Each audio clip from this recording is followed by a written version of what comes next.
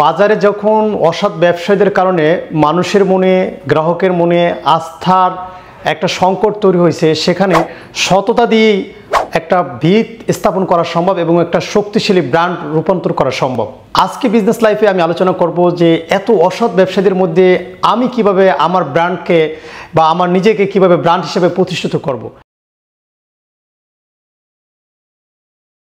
তো ফার্স্টে আমি যেটা বলবো যে আপনাকে যেই প্রোডাক্ট নিয়ে আপনি শুরু করেন সেই প্রোডাক্টে কিন্তু অবশ্যই গুণগত মানকে আপনি বজায় রাখতে হবে, সেটা যে কোনো প্রতিকূল অবস্থায় আসুক না কেন।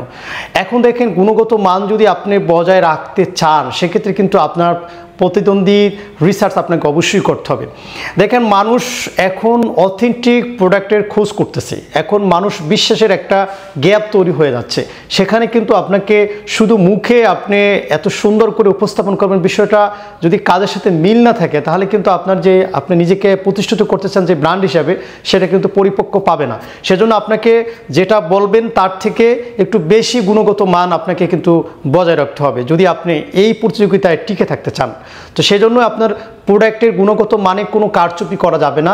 আপনি সেটা ফেব্রিকের ক্ষেত্রে হোক, সেটা অন্য কোনো বিজনেসের ক্ষেত্রে হোক, যে কোনো বিজনেসের ক্ষেত্রে হোক, সেখানে আপনি অ্যাকচুয়াল জিনিসটা কিন্তু আপনাকে দেওয়া উচিত বলে আমি মনে করি। আরেকটা পয়েন্ট বলবো, সেটা হলো ব্যতিক্রম ধর্মী গ্রাহক সেবা। দেখেন, সবাই কিন্তু আপনার প্রোডাক্ট সেল করার জন্য মরিয়া হয়ে উঠছে। সেখানে যদি আপনি আপনার জায়গা থেকে আপনি ট্রাস্টেড ইস্যু তৈরি করতে পারেন, আপনি কাস্টমার এবং আপনার মধ্যে যদি খোলা একটা আলোচনা করতে পারেন, অর্থাৎ তাদের প্রবলেমগুলো যদি অতি দ্রুত সলিউশন করতে পারেন, অর্থাৎ একটা ব্যতিক্রম, যেখানে মানুষের প্রবলেমের একটা কমপ্লেন করলে সেটা সলিউশন করতে 3 দিন ওয়েট করতে হয়, সেটা যদি আপনি 3 দিনের জায়গায় আপনি 24 ঘন্টায় আপনি সলিউশন দিতে পারেন, সেটা যদি আপনি 1 ঘন্টায় সলিউশন দিতে পারেন, তাহলে কিন্তু আপনার একটা অন্য প্রতিষ্ঠান থেকে আপনি এক ধাপ এগিয়ে গেলেন এবং আপনার যে সেবাটা সেটা কিন্তু একটা ব্যতিক্রমধর্মী সেবা হয়ে গেল।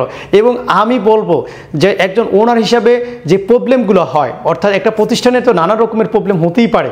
আপনাকে যেহেতু আমার ভিডিওগুলো বেশিরভাগই ওনাররা দেখতেছেন, তো আমি তাদেরকে সাজেস্ট করব, রিকমেন্ড করব যে আপনি প্রবলেম পাওয়ার সাথে সাথে প্রবলেমের সলিউশনগুলো আপনি নিজে করেন। একজন ওনার যতটা সুন্দর করে একটা সলিউশন করতে পারবে, একটা সেলসম্যান অথবা তার ম্যানেজার অন্য ডিপার্টমেন্টে যারা আছে তারা কিন্তু এতটা সুন্দর করে সলিউশন করতে পারবে না। এই জন্য যে কোনো প্রবলেম সবার আগে এগিয়ে আসা উচিত একজন ওনারকে। অর্থাৎ আমি যে পয়েন্টে নিয়ে কথা বলতেছিলাম, অর্থাৎ ব্যতিক্রমধর্মী একটা সেবা আপনি দিতে যদি পারেন, তাহলে আপনার ব্র্যান্ড অন্যদের থেকে অবশ্যই এক ধাপ আগিয়ে থাকবে ইনশাআল্লাহ। থার্ড যে বিষয়টা নিয়ে কথা বলবো, অর্থাৎ আপনার কর্মীদের মধ্যে সততার সংস্কৃতি গড়ে তুলুন।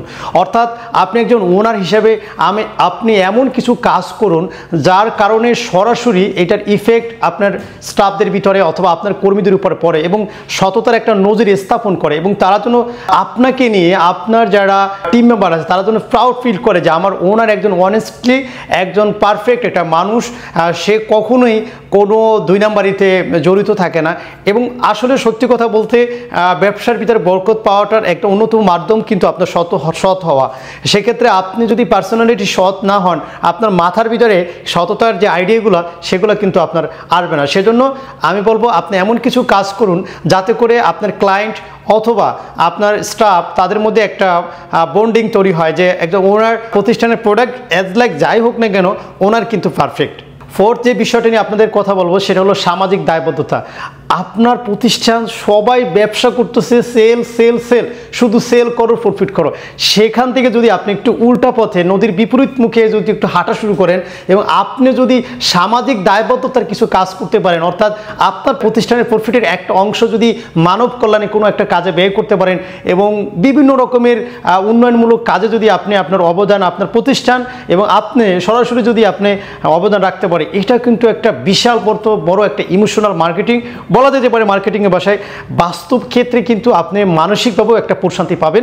সেই সাথে সাথে আপনার যারা গ্রাহক থাকবে তাদের ভিতরে আপনার প্রতিষ্ঠান সম্পর্কে একটা নতুন ভিত তৈরি হবে এবং আপনার প্রতিষ্ঠানকে আপনি যেমন ভালোবাসেন তেমনি করে আপনার কাস্টমারও কিন্তু আপনার প্রতিষ্ঠানকে ভালোবাসতে শুরু করবে। আমি আশা করছি আপনি যদি সামাজিক দায়বদ্ধতা এড়িয়ে না গিয়ে আপনার প্রতিষ্ঠানকে সামাজিক দায়বদ্ধতার একটা জবাবদিহিতামূলক একটা প্রতিষ্ঠান গড়ে তোলেন, অর্থাৎ সেই প্রতিষ্ঠানের একটা প্রফিটের যে কোনো একটা ফান্ড আপনি সমাজ কল্যাণে ব্যয় করবেন, তাহলে কিন্তু মানুষের মধ্যে পজিটিভিটি তৈরি করে। মানুষ শুধু প্রোডাক্ট নেয় না, মানুষ চায় যে আপনার থেকে যে কি ভ্যালু পেল। শুধু প্রোডাক্ট পেয়ে কিন্তু সে খুশি না। সে একটা ব্র্যান্ড মানুষ তখনই ভালোবাসা শুরু করে যে ওই ব্র্যান্ডের আসলে কোনো একটা দিক তার ভালো লাগতে হবে, তারপর কিন্তু তার মন থেকে সে ভালোবাসা চলে আসবে। শুধু যে প্রোডাক্টটাই আপনাকে ভালো দিয়ে আপনার তার মন জয় করতে, বিষয়টা এরকম না। এখন মানুষ অনেক বেশি সচেতন এবং অনেক বেশি মানুষ দায়িত্বশীল মনে করে নিজেকে, এবং তার জায়গা থেকে সে চিন্তা করে আমি যেই পণ্যটা ভালোবাসি, আমি যে ব্র্যান্ডটাকে ভালোবাসি, সেও জন্য আমার হয়ে, আমি তো পারতেছি না, কিন্তু আমি যে পণ্যটা ক্রয় করতেছি আমার হয়ে সেজন্য সামাজিক দায়বদ্ধতা বিষয়ে সে ভূমিকা রাখে। সো আজকের বিষয়টা অবশ্যই আপনারা বুঝতে পারছেন যে আমি কোন টপিক নিয়ে আলোচনা করছি। তবে আমার মতে সবার উচিত যে এই বিষয়গুলোকে একটু ফলো আপ করা। যারা ওনার আছেন একটু দেখেন, সবাই ব্যবসা করতেছি, আমাদের আসলে সময় নাই, যেন আমিও বিজনেস করতেছি দেখেন, তারপরও আমি আমার লাইফের, আমার নলেজে, আমার মেধায়, আমার যতটুকু আমার নলেজ আসে আমি কিন্তু খোলাখুলিভাবে আপনাদের সাথে কোনো গ্যাপ না রেখে আমি আপনাদের সাথে শেয়ার করতেছি। আবারও বলতেছি, বিজনেস লাইফ এমন কোনো প্ল্যাটফর্ম না যেখানে কোনো প্রোডাক্ট সেল করে, কোনো প্রোডাক্টের প্রমোশন করে। বিজনেস লাইফ হচ্ছে আপনার উদ্যোক্তা লাইফে সামান্যতম একদম অল্প কিছু ভ্যালু আপনার লাইফে অ্যাড করে দাও, যাতে করে আমি যে ভুলগুলো করতেছি, এই যে আমার বিজনেসটার জার্নি টোটালি, এখান থেকে যে এক্সপিরিয়েন্স, যে অভিজ্ঞতাগুলো পাচ্ছি সরাসরি আমি এখান ফ্রিতে আপনাদের সাথে শেয়ার করতে পারতেছি, যাতে করে আমার নলেজটাও বৃদ্ধি পায়, আমার বলার দক্ষতা বৃদ্ধি পায়, সেই সাথে আপনাদের লাইফে কোনো ভ্যালু অ্যাড করুক, সেটাই আমি চাই। আশা করছি আজকের ভিডিওটা যারা দেখছেন আপনার মতামত আমাদের কমেন্টস বক্সে জানাবেন, এবং যদি ভিডিওগুলো ভালো লাগে, যদি উৎসাহ দিতে চান আমাকে, অবশ্যই চ্যানেলটা সাবস্ক্রাইব করতে পারেন যদি আপনার ভালো লাগে।